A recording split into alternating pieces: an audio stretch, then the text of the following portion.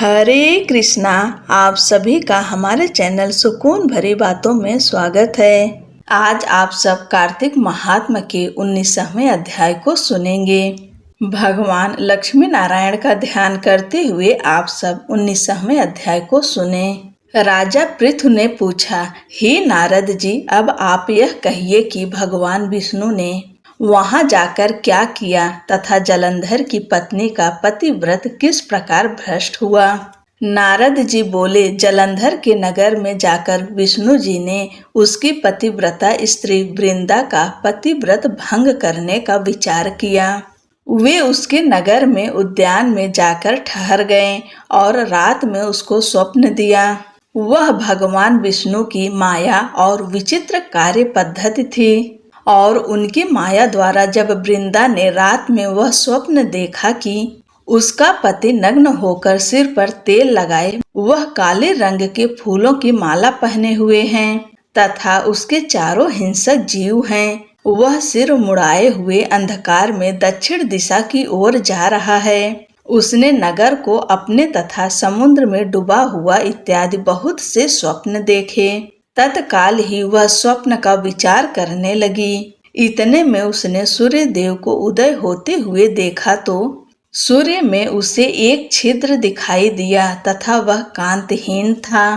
इससे उसने अनिष्ट जाना और वह भयभीत हो रोती हुई छज्जे, अटारी तथा भूमि कहीं भी शांति को प्राप्त न हुई। फिर अपनी 2 सखियों के साथ उपवन में गईं, वहां भी उसे शांति नहीं मिली। फिर वह जंगल में निकल गईं, वहां उसने सिंह के समान 2 भयंकर राक्षसों को देखा, जिससे वह भयभीत हो भागने लगीं। उसी क्षण उसके समक्ष अपने शिष्यों सहित शांत मौनी तपस्वी वहां आ गए। भयभीत वृंदा उसके गले में अपना हाथ डाल उससे रक्षा की याचना करने लगी। मुनि ने अपनी एक ही हुंकार से उन राक्षसों को भगा दिया। वृंदा को आश्चर्य हुआ तथा वह भय से मुक्त हो मुनिनाथ को हाथ जोड़ प्रणाम करने लगी। फिर उसने मुनि से अपने पति के संबंध में उसकी कुशल क्षेम का प्रश्न किया। उसी समय 2 वानर मुनि के समक्ष आकर हाथ जोड़ खड़े हो गए और ज्यों ही मुनि ने भ्रिकुटी संकेत किया त्यों ही वे उड़कर आकाश मार्ग से चले गए। फिर जलंधर का सिर और धड़ लिए मुनि के आगे आ गए। तब अपने पति को मृत हुआ जान वृंदा मूर्छित हो पृथ्वी पर गिर पड़ी और अनेक प्रकार के दारुण विलाप करने लगी। पश्चात उस मुनि से कहा, हे कृपानिधे, आप मेरे इस पति को जीवित कर दीजिए। पतिव्रता दैत्य पत्नी ऐसा कहकर दुखी श्वासों को छोड़कर मुनीश्वर के चरणों पर गिर पड़ी। तब मुनीश्वर ने कहा, यह शिव जी द्वारा युद्ध में मारा गया है, जीवित नहीं हो सकता, क्योंकि जिसे भगवान शिव मार देते हैं वह कभी जीवित नहीं हो सकता, परंतु शरणागत की रक्षा करना सनातन धर्म है। इसी कारण कृपा कर मैं इसे जिलाए देता हूँ। नारद जी ने आगे कहा, वह मुनि साक्षात विष्णु ही थे, जिन्होंने यह सब माया फैला रखी थी। वृंदा के पति को जीवित करके अंतर्ध्यान हो गए। जलंधर ने उठकर वृंदा को आलिंगन किया। वृंदा भी पति को जीवित हुआ देख अत्यंत हर्षित हुई और अब तक हुई बातों को स्वप्न समझा। तत्पश्चात वृंदा सकाम हो बहुत दिनों तक अपने पति के साथ विहार करती रहीं। एक बार विष्णु को देखकर उन्हें ताड़ित करती हुई बोली, हे पराई स्त्री से गमन करने वाले विष्णु, तुम्हारे शील को धिक्कार है। मैंने जान लिया है कि मायावी तपस्वी तुम ही थे। इस प्रकार कहकर कुपित पतिव्रता वृंदा ने अपने तेज को प्रकट करते हुए भगवान विष्णु को श्राप दिया। तुमने माया से 2 राक्षस मुझे दिखाए थे, वही दोनों राक्षस किसी समय तुम्हारी स्त्री हरण करेंगे। सर्पेश्वर जो तुम्हारा शिष्य बना है, यह भी तुम्हारा साथी रहेगा। जब तुम अपनी स्त्री के विरह में दुखी होकर विचरोगे, उस समय वानर ही तुम्हारी सहायता करेंगे। ऐसा कहती हुई पतिव्रता वृंदा अग्नि में प्रवेश कर गईं। ब्रह्मा आदि देवता आकाश से उसका प्रवेश देखते रहे। वृंदा के शरीर का तेज पार्वती जी के शरीर में चला गया। पतिव्रत के प्रभाव से वृंदा ने मुक्ति प्राप्त की। 19वां अध्याय यहीं पर समाप्त होता है और अगली की कथा अगले की वीडियो में सुनाएंगे।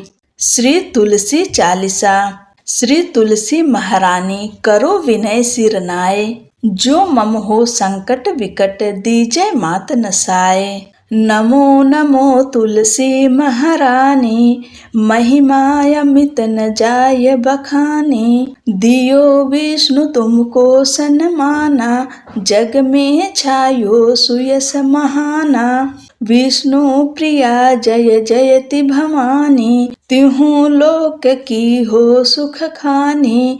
भगवत पूजा कर जो कोई, बिना तुम्हारे सफल न होई। जिन घर तव नहीं होए निवासा, उस पर करहि विष्णु नहीं बासा। करे सदा जो तव निति सुमिरन, तेहि के काज होए सब पूरन। कार्तिक मास महात्म तुम्हारा, ताको जानत सब संसारा। तव पूजन जो करे कुमारी, पावे सुंदर वर सुकुमारी। कर जो पूजा नित प्रति नारी, सुख संपत्ति से होय सुखारी। वृद्धा नारी करें जो पूजन, मिले भक्ति होवे पुलकित मन। श्रद्धा से पूजे जो कोई, भवनिधि से तर जावे सोई। कथा भागवत यज्ञ करावे, तुम बिन नहीं सफलता पावे। छायो तब प्रताप जग भारी, ध्यावत तुम ही सकल चित धारी। तुम ही मात यंत्रन तंत्रन में, सकल काज सिद्धि होवे क्षण में। औषधि रूप आप हो माता, सब जग में तब यश विख्याता। देव ऋषि मुनि और तपधारी, करत सदा तव जय जयकारी। वेद पुराणन तव यश गाया, महिमा अगम पार नहीं पाया। नमो नमो जय जय सुख कारणी, नमो नमो जय दुख निवारणी। नमो नमो सुख संपत्ति देनी, नमो नमो अघ काटन छेनी। नमो नमो भक्तन दुख हरणी, नमो नमो दुष्टन मद छेनी। नमो नमो भव पार उतारणी, नमो नमो परलोक सुधारणी। नमो नमो निज भक्त उबारणी, नमो नमो जन काज सवारणी। नमो नमो जय कुमति नसावनी, नमो नमो सब सुख उपजावनी। जयति जयति जय तुलसी माई, ध्याऊं तुमको शीस नवाई। निज जन जानि मोहि अपनाओ, बिगड़े कारज आप बनाओ। करूं विनय मैं मात तुम्हारी, पूर्ण आशा करहूं हमारी। चरण शरण कर जोरि मनाऊं, निस दिन तेरे ही गुण गाऊं। करहूं मात यह अब मोह पर दया, निर्मल होय सकल मम काया। मांगू मात यह बर दीजय, सकल मनोरथ पूर्ण कीजय। जानू नहीं कुछ नेम आचारा, क्षमहु मात अपराध हमारा। 12 मास करे जो पूजा, तासम जग में और न दूजा। प्रथम ही गंगा जल मंगवावे, फिर सुंदर स्नान करावे। चंदन अक्षत पुष्प चढ़ावे, धूप दीप नैवेद्य लगावे। करे आचमन गंगा जल से, ध्यान करे हृदय निर्मल से। पाठ करे फिर चालीसा की, स्तुति करे मात तुलसा की। यह विधि पूजा करे हमेशा, ताकि तन नहीं रहे क्लेशा। करे मास कार्तिक का साधन, सोवे नित पवित्र सिद्ध हुई जाहि। है यह कथा महासुखदाई, पढ़े सुने सो भवतर जाई। यह श्री तुलसी चालीसा पाठ करे जो कोय, गोविंद सो फल पावहीं जो मन इच्छा होय। बोलो तुलसी महारानी की जय।